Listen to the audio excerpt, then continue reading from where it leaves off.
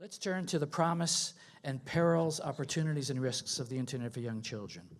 We'll start with the risk and what can be done about them.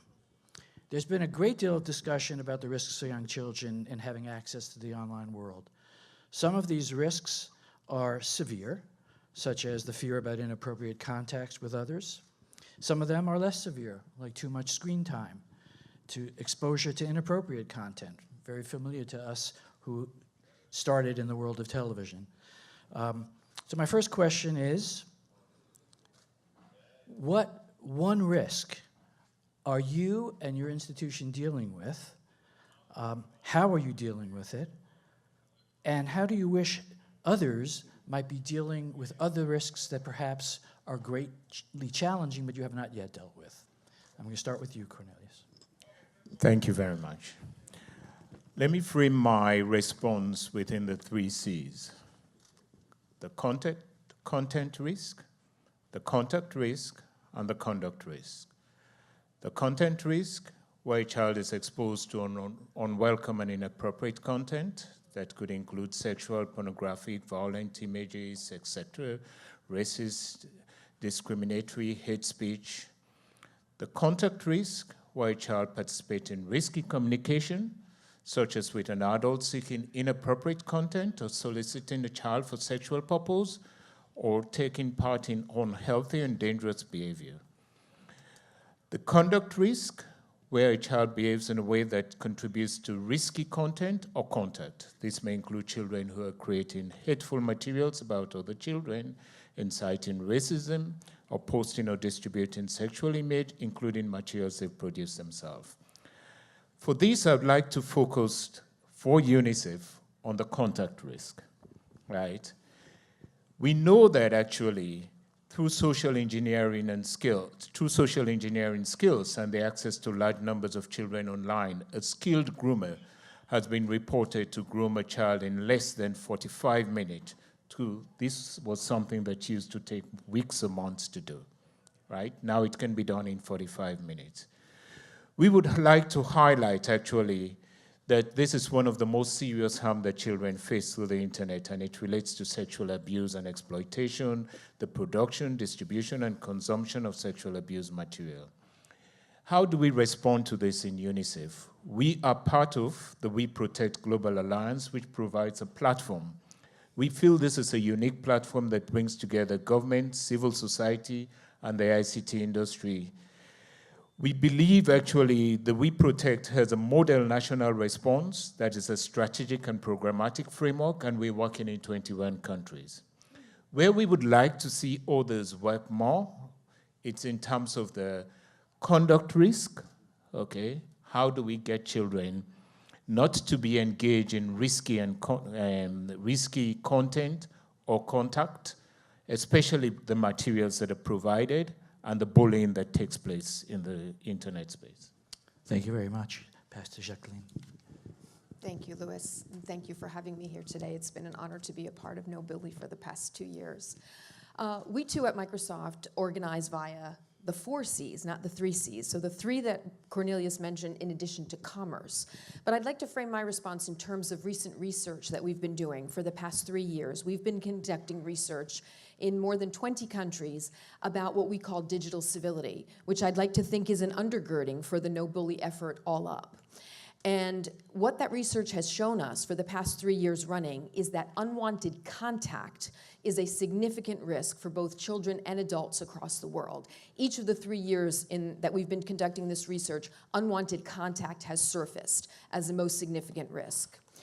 What we do at Microsoft is we're focused primarily on content risks. We moderate our services for unwanted, inappropriate, illegal content. And we also focus on conduct that people are exhibiting on our services. I would say that when Cornelius mentioned contact and conduct, I posit that they're 2 sides of the same coin. We look at contact in terms of the person being contacted, the person that is on the receiving end of the bullying or harassing or stalking behaviors, whereas conduct is exhibited and looked at from the perpetrator's standpoint, the person who is exhibiting those bullying or stalking or harassing behaviors. We take a number of steps. We have a code of conduct on our services. It's about 10 different points. It's not necessarily a code of conduct. I describe it as a list of thou shall nots. So it's 10 things that you should not engage in when you're acting on our services. These are our hosted consumer services. But if you do, you will face consequences. There are enforcement actions that we take if you are posting illegal content, inappropriate content, if you are contacting people who don't want to be contacted and they complain about you. So these are things that we do. There's everything that can be done is more. I always describe it as, the biggest room in the world is the room for improvement. Everybody can do more, everyone can do better. But collectively, all these stakeholders coming together, I think is a great start. Thank you. I'm going to skip and go to Jen and give you a chance that's to come great. back to you. Sounds good. Thank you, Dr. Bernstein, and thank you, Nicholas, for having us here today. As Dr. Bernstein said, I am Jen Hanley. I head up safety policy for North America at Facebook. And Jacqueline was talking a little bit about kind of framing this out. And what we do for any of the risks, whether it's bullying or whether it's child sexual abuse material or self-harm or all of these different issues that are out there, we take a 5-point approach to safety. That is styled around partnerships, tools, policies, resources, and feedback. So when we're talking about bullying, for example, with partnerships, it's part of why we're here today working with No Bully. We really want to learn from experts, from others in industry, from parents, from teachers, and from all of those partners out there who really are on the ground and know what's going on with these different issues and can help us identify the risks that exist. We can't be experts in everything, and that's why we turn to partners to really help guide us. That also helps inform our policies. We have strong content policies. They're available online. You can see what is and what isn't allowed on our platform, and that's what's so important when it comes to bullying for us, is to really have those in place and also to show kind of how we enforce those. We have more transparency around what we're doing with those policies. We have tools at every step of the way on the platform, so you can report abuse. You can block a user if you're having difficulty with them. You can mute if someone is saying or doing things that make you uncomfortable, but you're not ready to block them. So we put tools in place to really help teens and adults who are dealing with bullying. We have resources like our Bullying Prevention Hub. That's a great resource for people to look to when they want to learn more information about some of these risks, and even to have some of those difficult conversations for parents and kids. Maybe their kids are the ones who are bullying and the parents want to know how to talk to them about it or how to address if their kids have been bullied, kind of where to go and what resources to turn to. And we also rely on feedback when we're dealing with risks. We know we don't always get things right.